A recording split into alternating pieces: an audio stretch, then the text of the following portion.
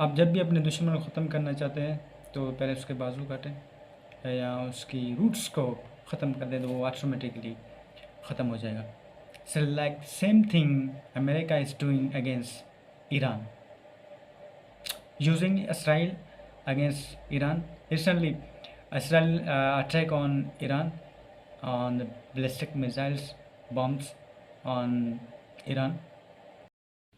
Israel attack करता है Iran पे, ईरान के कैपिटल सिटी तेहरान पे, जिसमें ईरान के मोस्ट इम्पोर्टेंट और मिलिट्री लीडर मारे जाते हैं और 6 साइंटिस्ट मारे जाते हैं। और अटैक होता है ईरान के मेजर यूरेनियम enrichment cities पे, like the most important was Natanz, which was the most important of Iranian nuclear as well the uranium enrichment city.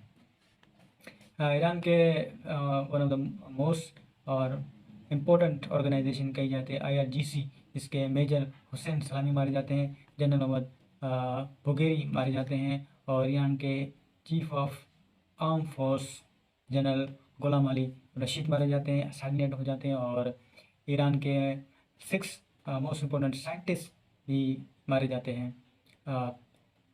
Israel का ये कहना था कि हम जो सिविलियन को टारगेट नहीं कर रहे हैं, हमारा टारगेट सिविलियन नहीं है, हमारा टारगेट है ईरान की जो है यूरेनियम इन्वेस्टमेंट के जो बहुत बड़ा थ्रेट है on for the world and बहुत बड़ा थ्रेट है for us.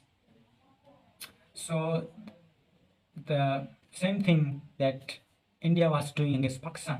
India was saying that we are not targeting civilians, we are not targeting the common people of Pakistan, but we are targeting the terrorist place of Pakistan, terrorist peoples of Pakistan, and which India target the more than 30 peoples of Pakistan, in which the 3-year child girl was assassinated and 12 years boys was killed. The same thing Israel is doing. The Netanyahu said that we are diminishing the nuclear enrichment of Iran. So Iran किस तरह respond कर सकता है Israel को? या तो वो direct war करे इसराइल के साथ with the army, with the weapons or with the ballistic missiles like that.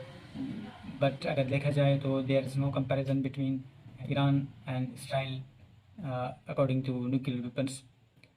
Like the Israel used the F-35 jet of America. Israel used F-35 which was made up by America, F-15 and F-16. And what Iran used F-14, which is 19th generation. There's no comparison between F-35 and F-14. So किस तरह America जो है Israel को use कर रहा है और Iran की यूरेनियम इनरिचमेंट को ख़त्म कर रहा है। अगर इसराइल की GDP देखे जाए तो वो $500 बिलियन है। So how Israel is sustaining his GDP and involving the every war? Israel Lebanon में हमला करता है हिजबुल्लाह पे, जो प्रॉक्सी है ईरान की, और इसराइल की अभी जो वार चल रही है फ़लस्तीन, और उन्होंने जो है हमास पर हमला किया है, और जो प्रॉक्सी है ईरान की। Country with the $5 billion GDP and how is sustaining is GDP। और देखा जाए तो war is a worse for any country who is involve in the war, क्योंकि इसमें एक्सपेंडिचर बहुत ज़्यादा होता है, उसमें वेपन का खर्चा होता है और सिविलियंस मारे जाते हैं। और अगर देखा जाए तो रिलेशनशिप बहुत ख़राब होता है on the basis of trade and on the basis of transport. So how Israel is sustaining his GDP? अगर देखा जाए तो 13% of GDP Israel is use on इस मिलिट्री। 30% इसराइल अपनी GDP अपनी आर्मी में इस्तेमाल करता है अगर देखा जाए अक्टूबर 2014 में अमेरिका $80 बिलियन का एड देता है इसराइल को, और इस एड बेसिस होता है मिलिट्री पे, stunning the military of Israel. So, how America is involving and interfering in the war of America, in the war of Iran and Israel. अगर देखा जाए तो ये सारे कुछ जो गेम है, ये गेम है पॉलिटिक्स की, गेम है अपने आप को स्टाइल करने की, अपने आप को पावरफुल करने की और दूसरे को कमज़ोर करने की। एक साइड में देखा जाए तो अमेरिका जो है नेगोशिएशन राउंड टेबल करता है ईरान के साथ, और दूसरी अमेरिका पुशअप करता है इसराइल को वार के लिए। 5 राउंड ऑफ टेबल्स होती हैं between Iran and America on the basis of Iran enrichment of uranium. Iran अगर अपनी यूरेनियम इनरिचमेंट को कम करता है तो उन पे सैंक्शन ख़त्म हो जाएंगे। अगर देखा जाए तो 1000 ऑफ सैंक्शन लगाए हुए हैं अमेरिका ने ईरान पे। 1000 ऑफ सैंक्शन लगाए हुए हैं अमेरिका ने ईरान पे। सो 5th राउंड टेबल हो जाते हैं, मगर उसमें 5 नेगोशिएशन राउंड टेबल हो जाते हैं। 6 रखा जाता है संडे को, और 6 से पहले जो है इसराइल अटैक कर देता है ईरान पे। ईरान किस तरह रिस्पॉन्ड कर सकता है इसराइल को? सो अगर देखा जाए तो there is 3 ways that Iran can retaliate. The first one is direct war. Iran direct war करे इसराइल के साथ with the military, with the ballistic missiles. So ये बहुत ख़तरनाक भी हो सकता है और सिविलियंस के लिए इसमें जाने बहुत ज़्यादा जाती हैं। या ईरान अपनी प्रॉक्सीज़ को इस्तेमाल करे अगेंस्ट इसराइल।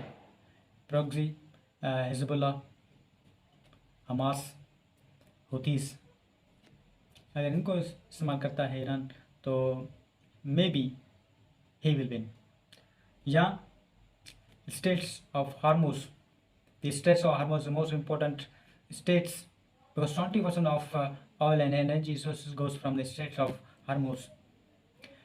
अगर ईरान स्टेट ऑफ हार्मोज को ब्लॉक कर देता है तो ये बहुत बड़ा धचका होगा रेस्ट ऑफ स्टेट के लिए, on the basis of economy, on the basis of trade, उन पर बहुत बड़ा नुकसान हो सकता है rest of the states. The what's the role of and where is the mister Donald Trump? Mister Donald Trump का बयान आता है कि भाई अगर मैं चाहूँ तो ये वार बहुत जल्द ख़त्म कर सकता हूँ, क्योंकि अगर देखा जाए तो मैंने जो है पाकिस्तान और इंडिया 2 न्यूक्लियर पावर्स कंट्री की जो है ईज़ फायर कराई थी, जंगबंदी कराई थी। तो मैं भी अभी एक चाहूँ तो ईरान और इसराइल की जंग ख़त्म करवा सकता हूँ। अगर देखा जाए तो इस मिस्टर ट्रम्प ने जंग बंदवार करवाई थी और उन्होंने कहा था कि मैं जंग ख़त्म करवाता हूँ मगर क्रेडिट मुझे नहीं जाता। उन्होंने कहा था कि मुझे नोबेल प्राइज़ चाहिए। डोनाल्ड ट्रम्प ने कहा था कि मुझे रिवार्ड मिलना चाहिए, नोबेल प्राइज़ का रिवार्ड मिलना चाहिए, जैसे कि बराक ओबामा को मिला था 2009 में on strengthening the diplomatic relation among the states. So जब उनको नोबेल प्राइज़ ना मिला तो उन्होंने अपनी माइंड को चेंज किया और गेम को चेंज किया, इसराइल को यूज़ किया अगेंस्ट ईरान, और अभी कह रहा है कि मुझे जो है मैं अगर मैं चाहूँ तो ये राउंड जंग को ख़त्म कर सकता हूँ। This is kind of game that America is playing, supporting to the Israel with the military, with the jets like F-35, which is the 5th generation jet of America. Thank you so much.